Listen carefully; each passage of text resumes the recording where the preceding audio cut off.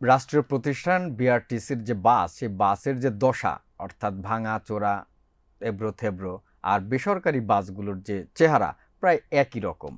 অর্থাৎ সরকারি বাসের আর বেসরকারি বাসের মধ্যে কোনো পার্থক্য নাই, দেখেই মনে হয় যে আনফিট। তারপরেও সেগুলো চলছে। তো এই যে রাষ্ট্রীয় প্রতিষ্ঠান বিআরটিসির বাসগুলোর এই অবস্থা কেন, এ নিয়ে বিস্তারিত প্রতিবেদন করেছেন আমাদের প্রতিবেদক শাহরিয়ার মাহি। শাহরিয়ার মাহি, রাষ্ট্রীয় প্রতিষ্ঠান, সেগুলোর বাসের চেহারা দিকে তাকাইতে ইচ্ছা করে না, কারণ কি? ধন্যবাদ। দেখুন, আপনি কিন্তু ইতিমধ্যেই বললেন যে আসলে রাজধানীর সড়কগুলোতে যে বেসরকারি বাসগুলো চলছে এবং সরকারি রাষ্ট্রায়ত্ত যে বিআরটিসির বাসগুলো চলছে, তাদের চেহারার অবস্থা কিন্তু প্রায় একই রকম। কিন্তু যেখানে সেই প্রাইভেট লোকাল বাসগুলো এই রাজধানীর সড়কে প্রায় 2 দশক ধরে চলাচল করছে, তারা চলাচল করেই যাচ্ছে, সেখানে বিআরটিসির মতো রাষ্ট্রীয় সংস্থার বাসগুলো এই রাজধানীর সড়কগুলোতে চলতে পারছে মাত্র 6 থেকে 8 বছর। যার উদাহরণ হিসেবে কিন্তু আমরা আসলে সংখ্যাগুলোর দিকে তাকালেই বুঝতে পারি। বিআরটিসির আয়ত্তে যে 2009 থেকে 2019 সালের মধ্যে প্রায় 1600 বাস কেনা হয়েছে। তার মধ্যে বর্তমানে কিন্তু বিয়ন্ড ইকোনমিক রিপেয়ার, অর্থাৎ মেরামতেরই অযোগ্য, সম্পূর্ণভাবে মেরামতের অযোগ্য ঘোষণা করা হয়েছে 343টি বাসকে। অর্থাৎ আমার পুরো ফ্লিটের আমার পুরো ফ্লিটের প্রায় 1/4 বাসই কিন্তু এখন চলাচলের জন্য সম্পূর্ণভাবে অনুপযোগী। অর্থাৎ বাকি যে প্রায় 1100 বাস থাকছে তাই কিন্তু আসলে বিভিন্নভাবে অপারেট করে চলছে। তার মানে তো এখন সেগুলো ভাঙারির দোকানে বিক্রি করতে হবে দেখুন, না? যে এই 343টি বাসের কথা বললাম রিপেয়ারের অযোগ্য, সেগুলো হুম ভাঙারির দোকানেও আসলে বিক্রি করা যায় কিনা সে হুম নিয়েও কিন্তু হুম একটি প্রশ্ন হুম রয়েছে এখানে। এবং এই যে অবস্থা, এই অবস্থার পেছনে কিন্তু আসলে বেশ কিছু কারণ বারবার উঠে এসেছে। আমরা যখন বিআরটিসি আমরা যখন বিআরটিএ কর্তৃপক্ষের সঙ্গে কথা বলেছি, আমরা যখন যোগাযোগ বিশেষজ্ঞদের সঙ্গে কথা বলেছি, তখন কিন্তু বারবার এই কারণগুলো উঠে এসেছে। কারণগুলো হিসেবে তারা কিন্তু বারবারই বলছেন যে এখানে রক্ষণাবেক্ষণের একটি অনেক বড় অভাব রয়েছে, নাম্বার 1। নাম্বার 2 হচ্ছে যে যেই জনশক্তি দিয়ে, অর্থাৎ যেই কারিগরদের দিয়ে আসলে এই রক্ষণাবেক্ষণ করানোর কথা এবং সার্ভিসগুলো করানোর কথা, এবং যে মেকানিকরা এখানে কাজ করার কথা, তারা কিন্তু প্রচুর পরিমাণে অদক্ষ।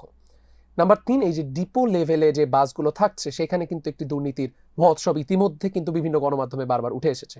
এবং চতুর্থত যে কারণটি, সেটি হচ্ছে যে ম্যানেজমেন্টের, অর্থাৎ যে কর্তৃপক্ষের কিন্তু সিদ্ধান্তহীনতার অনেক বড় উদাহরণ হিসেবে বর্তমানের এই পরিস্থিতি আমরা দেখতে পাই।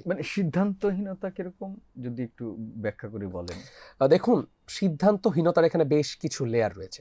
একটি যদি উল্লেখ করতে চাই, যে রাজধানীর এই যে বিআরটিসির বাসগুলো চলছে তা কিন্তু আসলে ইজারা দেওয়া হয়, হুম স্টাফ বাস আকারে চলে। আমরা বিভিন্ন বিশ্ববিদ্যালয়ে দেখি, বিভিন্ন সরকারি সংস্থা হোক বা বিভিন্ন সংস্থাকে কিন্তু বিআরটিসি বাসগুলো ইজারা দেয়।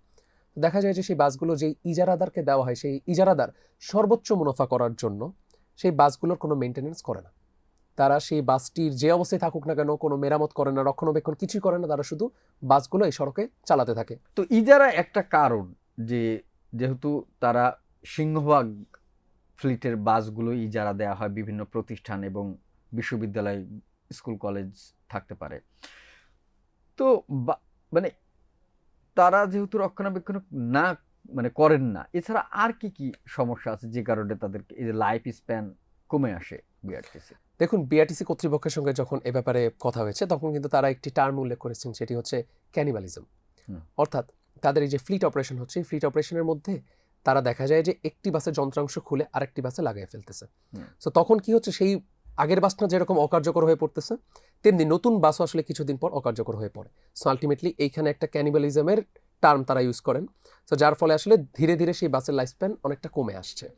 এর পাশাপাশি আসলে দেখা যায় কি, বেসরকারি বাসগুলোর মালিকরা কিন্তু খুব ভালো মতো জানেন যে তাদের বাস যাত্রী সেবার জন্য যদি উন্নত না হয়, তাহলে কিন্তু যাত্রীরা খুবই সহজে অন্য বাসে বা অন্য সেবায় সুইচ করে যেতে পারেন। কিন্তু বিআরটিসি যে বাসগুলো যারা ব্যবহার করেন, যারা স্টাফ বাস বাস হিসেবে যেগুলো ব্যবহার হয়, সেই ব্যক্তিরা কিন্তু সেই বাসগুলো ব্যবহার করতে বাধ্য।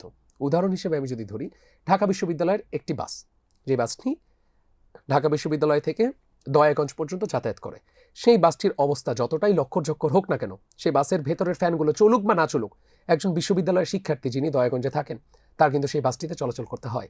যার কারণে আসলে আলটিমেটলি যারা বিআরটিসিতে প্রত্যেক দিন যাতায়াত করেন, তারা কিন্তু বাধ্য হয়েই বিআরটিসি ব্যবহার করছেন। এবং তার কোনো অল্টারনেটিভ নাই। আর তার কোনো সেই মুহূর্তে, কারণ অন্যান্য বাসের সাথে যখন তুলনা করা হয়, তখন তিনি বিআরটিসিকে বেছে নিতে বাধ্য হন। হুম হুম কারণ তখন একটা দায়বদ্ধতার জায়গা থাকে যে এটি একটি সরকারি বাস। পাশাপাশি আরেকটা ব্যাপার, যখন বিআরটিএ কর্তৃপক্ষের সঙ্গে কথা হয়েছে, তারা কিন্তু আনুষ্ঠানিকভাবে এই বক্তব্য টাইমসকে দিয়েছেন যে অন্যান্য বাসগুলোর মুনাফা করার অনেক উপায় থাকে, তাদের অনেক আর্থিক অনুদান থাকে, তাদের একটি ব্যবসায়ী মনোভাব থাকে, কিন্তু বিআরটিসির দায়িত্ব আসলে মুনাফা করা নয়। বিআরটিসির দায়িত্ব হচ্ছে Loss করা। মানুষকে সেবা দেওয়া। তারা লস করার ব্যাপারটা যখন আমি তাদেরকে প্রশ্ন করেছি, না মানে রেলকেও একই কথা, ওই যখনই চলে আসে যে মানে আপনার সেবা তো দিতে পারতেছেন না, কিন্তু আমরা তো মানে লাভ করার জন্য আসি নাই, মানে বিআরটিসির একই জি ওই মনোভাব। সরকারি গদবাধা যে উত্তর, সেই উত্তরই হুম, কিন্তু হুম, আমরা হুম। এই কর্তৃপক্ষের কাছ থেকেও পেয়েছি।